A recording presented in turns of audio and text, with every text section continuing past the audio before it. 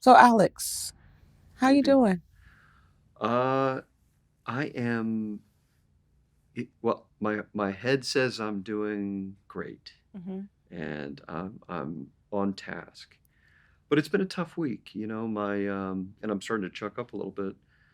But a week ago, my house, my neighborhood were all standing, and as we are talking this afternoon, literally the entire neighborhood, the entire community is flattened, and it's not just a house,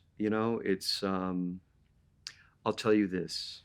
The number one thing people started saying in the first day or two is, "You're healthy." And yes, I'm healthy, my family's healthy, thank God.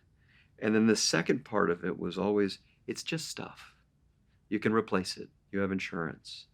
And in my head it was, yeah, it's just stuff. That shirt I loved, my books that I've been gathering for 20 years.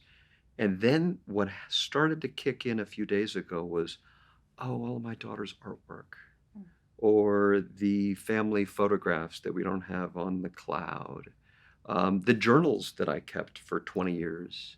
My wife has a book of the first for the kids, like when they first started walking, when they first started eating. Those are the things that piecemeal come in. Oh, that doesn't exist anymore. Hmm. That was destroyed. So, uh, it, it, what it is the things I can replace, the things I can put on an insurance form, those are things. That's stuff. But there's so many, and I didn't realize this, there's so many things we own and we collect that there is no price tag on, Right. right? And we talk about it in our cases, EB.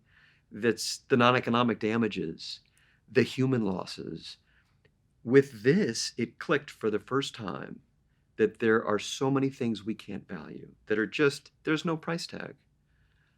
And those are the things that hurt, on an individual basis. For my home, what's gone that I can't replace.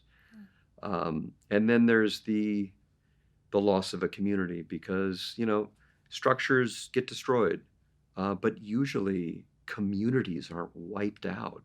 And what we're seeing with these fires, the Palisades Fire and the Eaton Fire, are not just structures that have been burnt, not just things that have been destroyed, but communities that are eviscerated for tens of thousands of people. And that is what really hits home.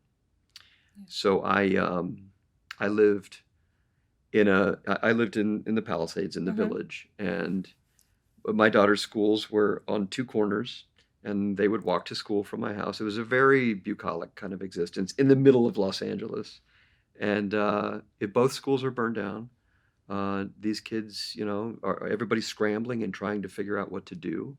All the restaurants are burned down, the homes are all gone. So it's a mass exodus of people, and right now it's less than a week, and I think everybody is just trying to figure out, where are my kids going to go to school, how am I going to get to work, and where am I going to live. So it's very much still, um, the stages of grief, right? I think Yes, I right do. now it's Yes. stay on track, lead the family. And that's where I'm at. Is I'm a lawyer just like you, EB, and we Yeah. are Type A, and we get things done. And I'm in Type A get things done mode.